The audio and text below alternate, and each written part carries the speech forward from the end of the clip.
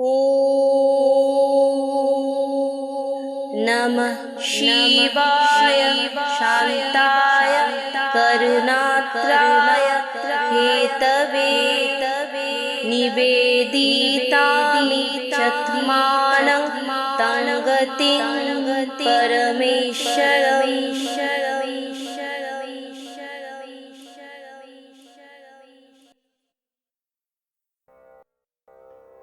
দ্বাদশ জ্যোতির্লিঙ্গের তৃতীয় অন্যতম উজ্জয়িনীর শ্রী মহাকালেশ্বর। একমাত্র এখানেই প্রত্যহ দেবাদিদেবের ভস্মারতি হয়ে থাকে। দুষ্টের দমন এবং শিষ্টের পালনকর্তা দেবাদিদেব রুদ্ররূপে এই স্থানে অবস্থান করছেন। নমস্কার সকলকে।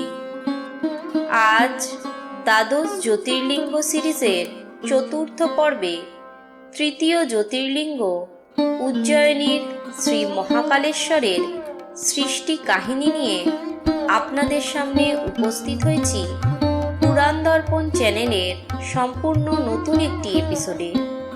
সম্পূর্ণ সিরিজটি প্রথম থেকে দেখতে চাইলে ডেসক্রিপশন বক্সে লিংক দেওয়া থাকবে, দেখে নিতে পারবেন।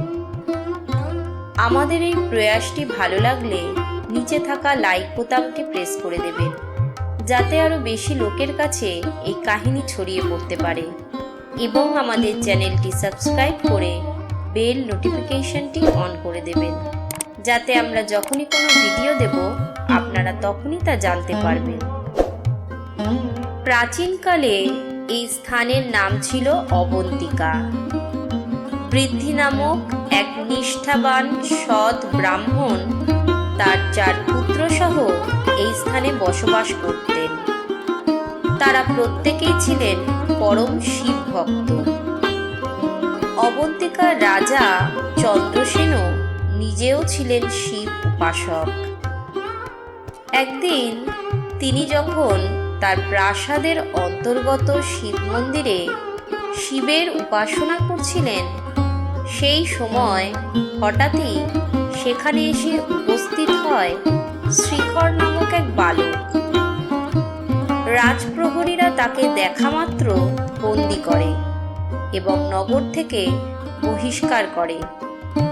মনের দুঃখে সেই বালক অবন্তিকার অদূরে শিপ্রা নদীর অপর তীরে একটি পর্ণ কুঠির নির্মাণ করে বসবাস শুরু করে। ইতিমধ্যে সেখানে এসে উপস্থিত হয় অবন্তিকার পূর্ববর্তী রাজা রিপুদমন। সে পার্শ্ববর্তী রাজ্যের রাজা সিংহাদিত্য এবং দূষণ নামধারী এক অতি অত্যাচারী দানবের সহায়তায় অবন্তিকা আক্রমণ এবং পুনরাধিকার করতে অভীষ্ট হয়। তারা সকলেই ছিল ঘোর অত্যাচারী এবং ধর্মীয় আচার অনুষ্ঠানের বিরোধী। তাদের পরিকল্পনা ছিল অবন্তিকা অধিকার করে সেখানকার রাজকোষ লুট করার।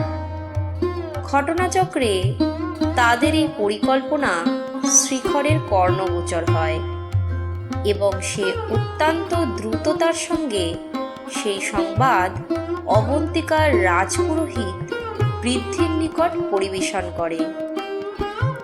পুরোহিত বৃদ্ধি তৎক্ষণাৎ এই বিপদের প্রতিকারের উপায় খুঁজতে তার পুত্রদের সহায়তায় শিবের ধ্যানে বসলেন। এমতো অবস্থায় সেখানে এসে উপস্থিত হয়ে দানব দূষণ দৌরাত্ম্য শুরু করলে অকস্মাৎ সেই স্থানে প্রবল শব্দে মাটি ভেদ করে মহাকালরূপী মহাদেব প্রকট হলেন এবং দানব ও তার সহযোগী রিপুদমনকে এই কাজ হতে বিরত হতে আদেশ করলেন। কিন্তু কথায় আছে, বিনাশকালে বুদ্ধিনাশ। দেবাদিদেবের কথায় কর্ণপাত করল না দূষণ। ক্রুদ্ধ দেবাদিদেব এক হুঙ্কার করলে পুড়ে ছাই হয়ে গেল দূষণ সহ রিপুদমন ও তাদের সমগ্র সেনাবাহিনী।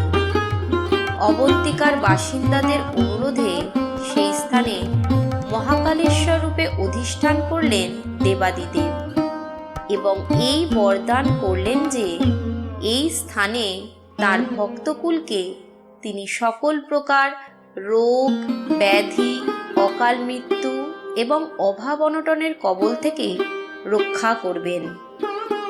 পরবর্তী পর্বে চতুর্থ জ্যোতির্লিঙ্গের মাহাত্ম্য বর্ণনা করব। আশা করি আপনাদের ভালো লাগবে। পুরাণ দর্পণ চ্যানেলের এই প্রয়াসটি ভালো লেগে থাকলে নিচে কমেন্ট বক্সে ওম নমঃ শিবায় লিখুন। ওম নমঃ শিবায়।